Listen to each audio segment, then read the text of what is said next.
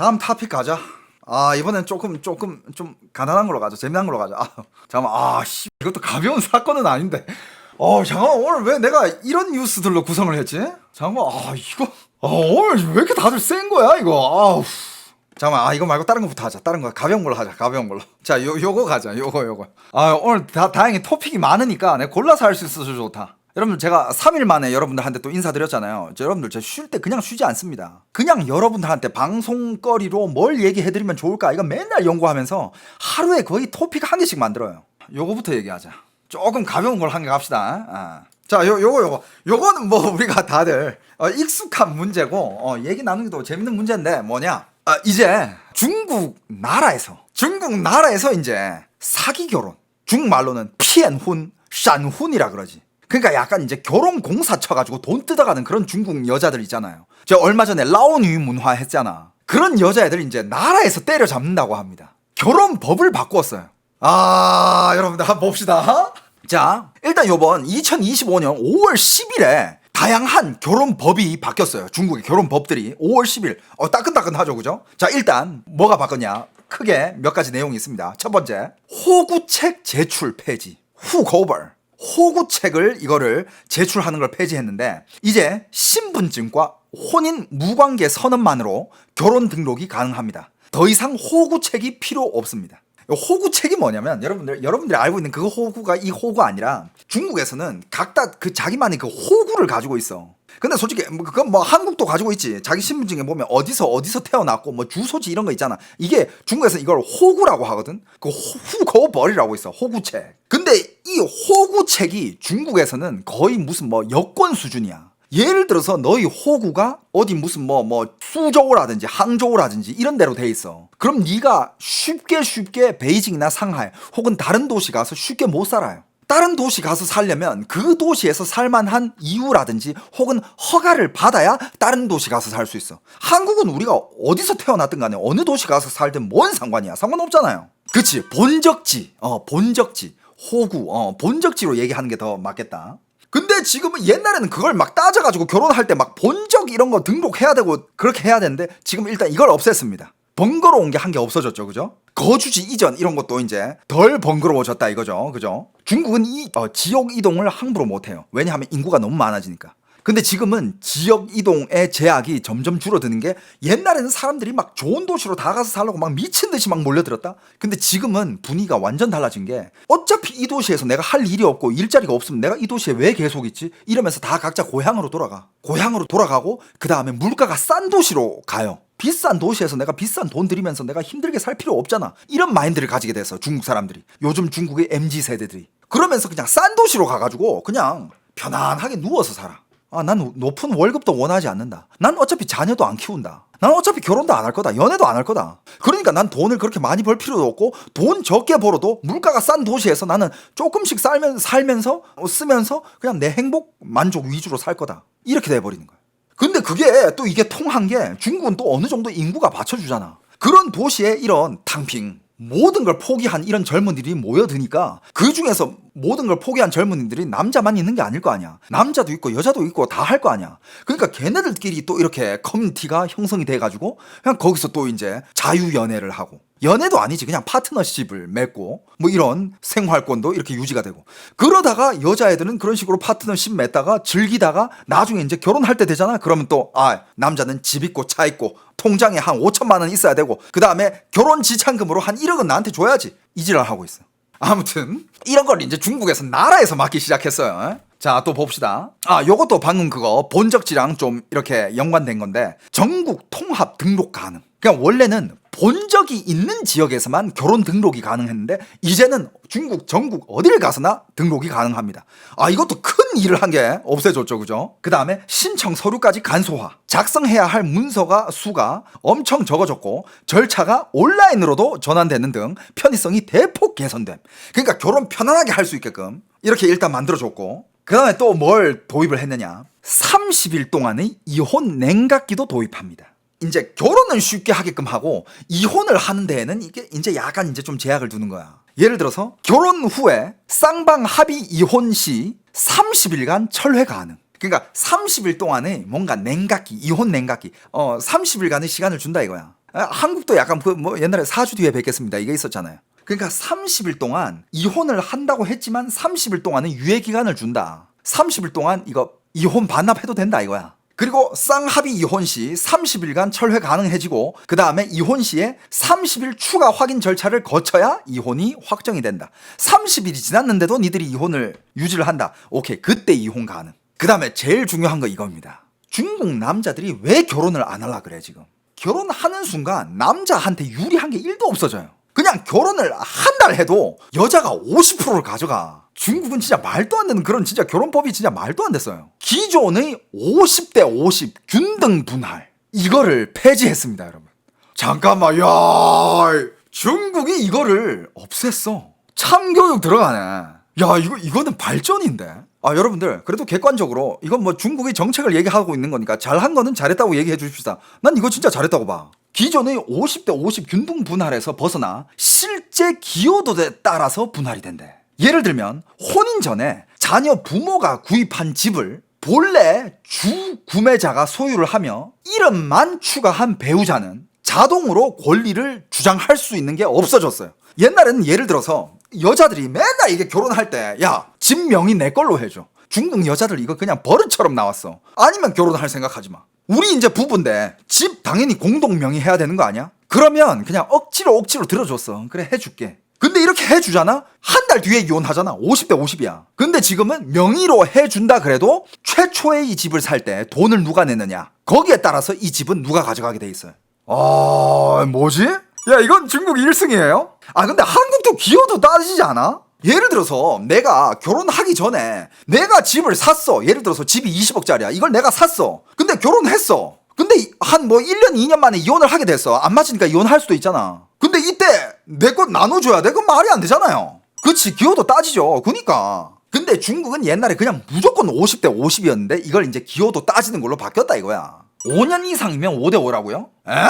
아니야. 여러분들 잘못 알고 있어요. 5년 아니에요. 10년 뒤야 이제 50대 50이야. 10년 뒤. 10년 뒤에 그 다음에 이제 좀 자식도 있고 정말 이제 그때는 뭐 5대5 해도 상관없지. 자식들도 있고 하니까. 여러분들 10년 뒤에, 근데 10년 뒤에도 자식이 없다 그러면 좀 문제가 될 수 있는데 10년 뒤면 솔직히 자식들도 낳을 만큼 낳았을 거고 살 만큼 살았으니까 그때 이제 자식들도 이제 뭐 먹고 살아야 될 거 필요하고 하니까 그때는 뭐 50대 50 하면 그러려니 하는데, 야, 뭐 1년 2년 만에 50대 50은 그건 말이 안 되지. 근데 중국은 원래 그랬는데 중국이 요번에 그걸 폐지를 시켰어. 야, 이건 잘했는데 진짜. 그러면서 뭘 한 개 추가를 했냐, 자, 가사노동 보상 강화. 전업주부의 가사노동 공헌 가치가 인정되고 보상의 상한이 사실상 철폐되어 더 실질적인 보상이 가능해졌다. 근데 여러분들 제가 봤을 때 이거는 왜 추가했냐면, 봐봐, 중국에서 어떤 사건들이 많았냐면 중국 여자가 이게 작업을 친 거지. 처음에는 막 다 맞춰주면서 진짜 뭐든지 다 해줄 것처럼 막 밥도 해주고 뭐 그러다가 결혼을 했어. 근데 결혼한 순간 얼굴이 싹 바뀌는 그런 여자애들이 꽤 있었어요. 이런 사건이. 갑자기 집안일도 안 하고 뭐 잠자리도 안 가지고 밥도 안 하고 뭐 청소 빨리 다 하네. 맨날 집에서 뭐 온라인 게임만 하고 있고 뭐 자빠져 있고 일도 안 하고 맨날 돈만 달라 하고 뭐 이거 쓰고 사달라 하고. 그러니까 이게 만약에 정말 네가 결혼 생활에 충실했다, 그럼 너의 전업주부로서의 가사노동 곤헌 가치를 인정해줄게. 하지만 그게 아니다, 그럼 그거 인정이 안 된다라는 뜻도 포함되어 있는 거죠. 그러니까 그렇게 공사 치던 여자애들이 이제 중국에서 이건 사회적 문제가 되고 있고 남자들이 결혼을 공포스러워하기 시작했어. 결혼은 무서운 거야, 이렇게 인식이 돼버린 거야 요즘 애들한테는. 그래가지고 결혼을 무서워하니까 이거는 사회적인 문제다. 그래가지고 중국 정부에서 칼을 뽑아들었어요. 그리고 이것도 공동 채무 범위 축소. 배우자 서명 또는 일상생활용 채무만 공동 채무로 인정되어 본인 혹은 단독 채무 책임을 강화했습니다. 옛날에 이런 것도 있었어. 결혼하면서 여자가 이거 다 중국에서 있었던 실제 사건들이야. 다 이제 공사 친 거지. 여자가 빚을 엄청 많이 가지고 온 거야. 근데 결혼했으니까 이게 공동 채무가 되면서 여자의 부담은 줄고, 그러면서 또 어떻게 하느냐, 이혼을 하면서 여자가 자산을 일부 떼어 가잖아. 그걸로 여자는 또 나머지 빚을 다 갚아버리고 여자는 프리하게 되는 거야. 남자는 그냥 얼떨결에 재산도 뜯기고 빚까지 떠안게 되는 거지. 그런 사건도 있었어요. 이런 것들도 공사로 너무 많이 사용이 되니까 이것도 중국에서 칼을 빼든 거예요. 본인 단독 채무 책임을 강화. 왜 이런 법을 도입하게 됐느냐? 이건 뭐 여러분들 지금까지 중국의 남녀 갈등에 대해서 제가 많이 얘기를 했잖아요. 그 방송 몇 개만 봤으면 왜 중국 사람들이 결혼을 안 하고 애를 안 낳는지 여러분들도 잘 알 거잖아. 자, 일단 저출산 및 혼인율 급감, 여기에 대한 대응입니다. 그러니까 이게 여러분들 결혼시장에서 남자랑 여자 비율이 1대 50이에요. 남자 1명에 여자 50명이 붙어. 이게 말이 됩니까? 말이 안 되잖아. 그만큼 남자들은 결혼을 포기했고 여자들은 결혼을 통해 가지고 팔자를 고치려고 하는 여자들이 엄청 많다 이거지. 여자들이 물어보면 일단 집 있냐, 차 있냐, 대출 있냐, 직업은 뭐냐, 월급은 얼마냐, 결혼하면 우리 집에 얼마 줄 수 있냐, 이거부터 물어봐요. 제가 이따가 영상 자료를 많이 가져왔거든요. 여러분들 보면 기가 막힐 겁니다. 개 웃겨요 진짜. 야, 빨간 누나만큼 웃기니까 기대해 주세요.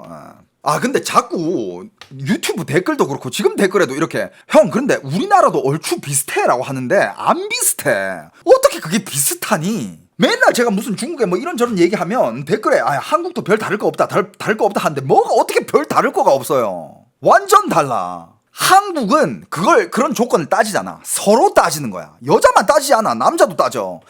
저는 지금 집 가지고 있고 차 가지고 제 직업이 이렇고 연봉이 이래요. 님은 얼마예요? 서로 따지는 거야. 같은 위치에서 남녀 평등 위치에서 서로 따지는 거고 서로 요 정도면 괜찮겠는데 이게 맞았을 때 만나는 거야. 그게 한국이 결혼시장이고 중국은 여자만 일방적으로 따져. 남자는 따질 그거조차 없어. 남자는 어떻게 해야 된다? 내가 결혼해 주는 것만으로도 넌 고마워해야 돼. 내가 애 낳아주잖아. 나의 성적 가치, 네 성욕 내가 풀어주잖아. 이걸로 끝이야. 이게 어떻게 한국이랑 똑같아? 말 같지도 않은 소리를 하고 있어. 댓글에 그딴 댓글 자꾸 달지 마. 그 중국인이지 그거. 한국이랑 중국이랑 똑같대. 뭐 어디가 똑같아? 한국 결혼시장 나도 알아. 근데 그건 진짜 서로 따지는 거야. 서로 따지는 거야. 남자들도 따질 수 있어. 여성분 혹시 나이는 몇 살? 나이는 몇 살이고 그럼 지금까지 뭐 이뤄놓은 자산들은 얼마 있어요? 아파트 있어요? 차는 뭐예요? 직업은 뭐예요? 지금까지 얼마나 모아놨어요? 남자도 여자한테 따질 수 있고 여자도 당연히 남자한테 따질 수 있고 동등한 관계 서로 따지면 당연히 좋지. 이거는 뭐가 문제야? 중국은 여자만 따지고 남자는 그냥 일방적으로 받아들여야 되는 그런 시장이었다니까. 완전 달라.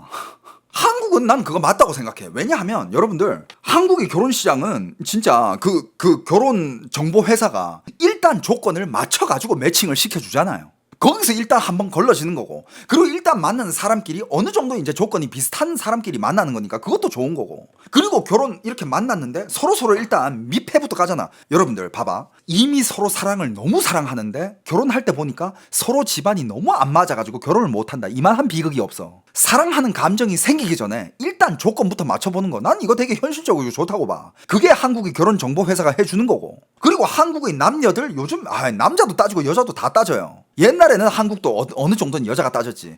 남자가 뭐 집도 해와야 되고 뭐 차도 있어야 되고 연봉도 얼마 있어야 되고 근데 요즘 한국 남자들 가만히 있나?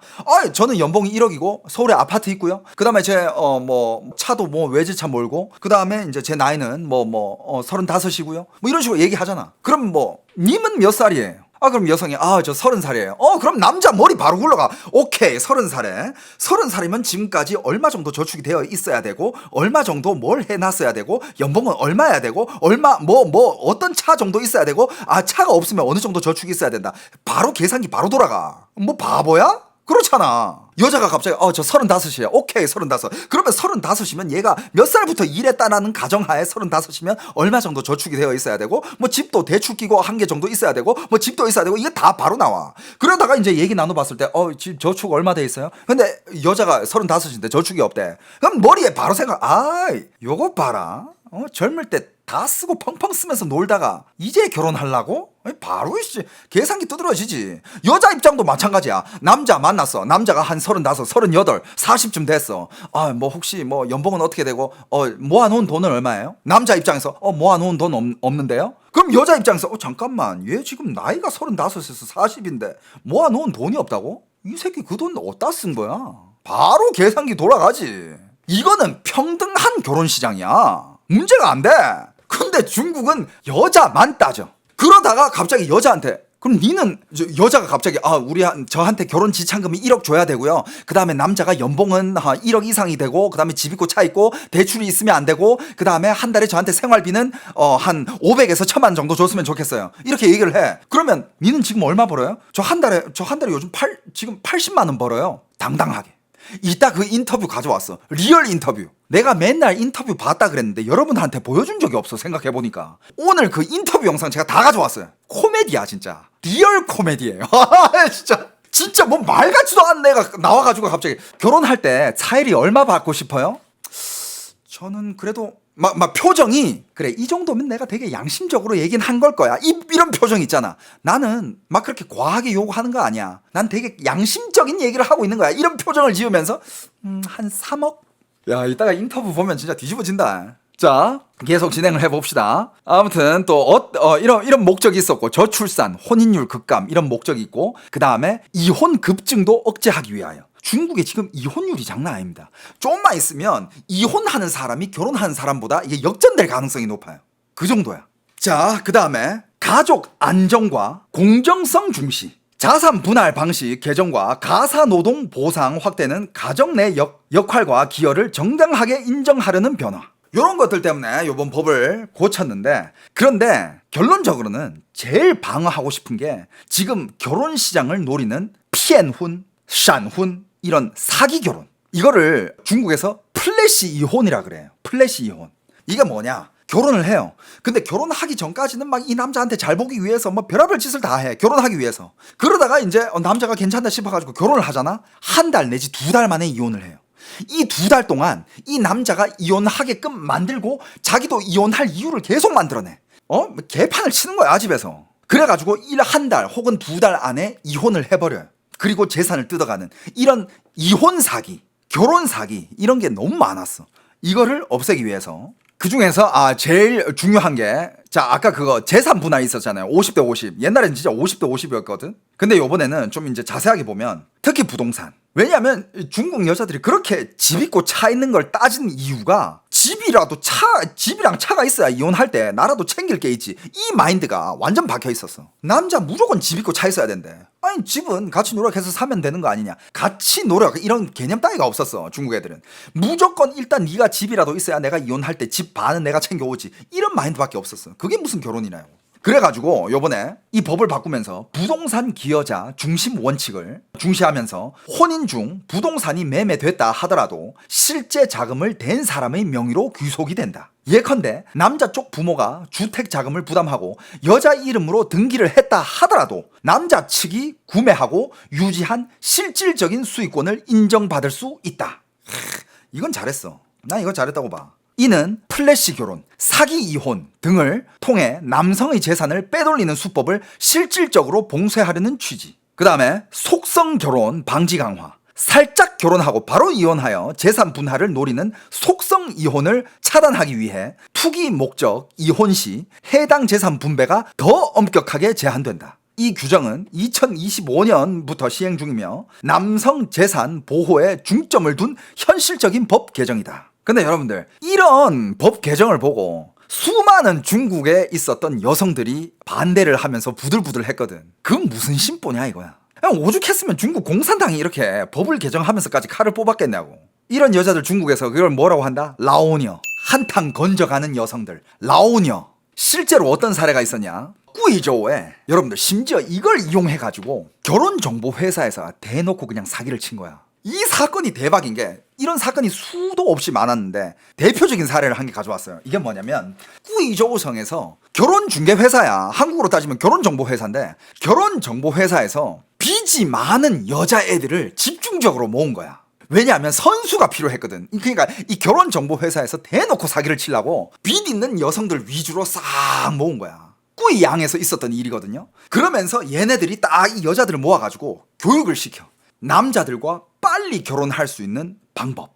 그게 뭐 여러 가지 이제 뭐 신부 수업 같은 거 했겠지. 남자들 마음에 무조건 들 수밖에 없는 그런 걸 딱 이제 교육을 시켜가지고 이제 매칭을 시켜주는 거야. 좀 이제 돈도 있고 좀 괜찮은 집안의 남자들을 좀 이렇게 매칭을 시켜주면서 매칭을 시켜주고 결혼까지 하게끔 만들어. 그 다음에 결혼 등록을 하고 결혼까지 시키고 그 다음에 짧으면 한 달, 길면 2달 안에 이혼할 수 있도록 이혼 방법을 또 알려줘. 그런 방법이 이제 집에서 그냥 최대한 밉보이면서 씻지도 않고 집안일도 안 하고 잠자리도 안 해주고 꼬투리 잡아가지고 맨날 싸우고 집에 안 들어가고 집에 안 들어가는 것도 아니야. 여자가 막 새벽 3시 4시에 집에 들어가. 이건 뭐 집을 나간 것도 아니고 그렇다고 뭐 이게 뭐 집에 안 돌아온 것도 아니고 아무튼 그런 말도 안 되는 수법들. 그러면서 이게 두 번을 사기를 치게 되는데 일단 결혼을 할 때 그 412부터 받아요. 412를 받는 게 보통 이제 한국 돈으로 적어도 2천만 원에서 많게는 뭐 1억까지 이렇게 받아냈다고 합니다. 412를 1차적으로 받고 그 다음에 이혼할 때 남자의 또 재산까지 뜯어가는 이런 사기. 기업이 완전 이 에이전시는 빚쟁이였던 기혼 여성들을 계속 고용을 했고 그 다음에 매일 50명의 남성과 미팅을 주선. 그러면서 똑같은 방법으로 계속 사기를 쳤다 이거죠. 이런 사건 사고들이 중국에서 너무 많이 벌어나니까 정부에서 칼을 뽑아든 거예요. 근데 뭐 결혼 시장이 이렇게 변하고 여자들이 하도 이제 돈만 보면서 들어오니까 남자들도 그래? 그러면 남자들도 이제 중국의 남자들도 요즘 이제 아예 결혼을 포기하는 사람들 외에는 그러면 니들이 그렇게 돈을 원한다. 그럼 나도 돈으로 즐길게 하면서 그냥 아예 그냥 업소에 가서 놀아. 거기가 더 깔끔하다고 생각하는 거지. 내가 니랑 결혼할 이유도 없고 니랑 뭐 결혼해가지고 니한테 재산 분할할 필요도 없고 나는 오늘 외로우니까 오늘만 너랑 놀면 돼 이러면서 그냥 돈 지불하고 노는 거야. 그렇게 변해버린 거죠. 사랑이 그냥 돈 거래가 돼버린 거야.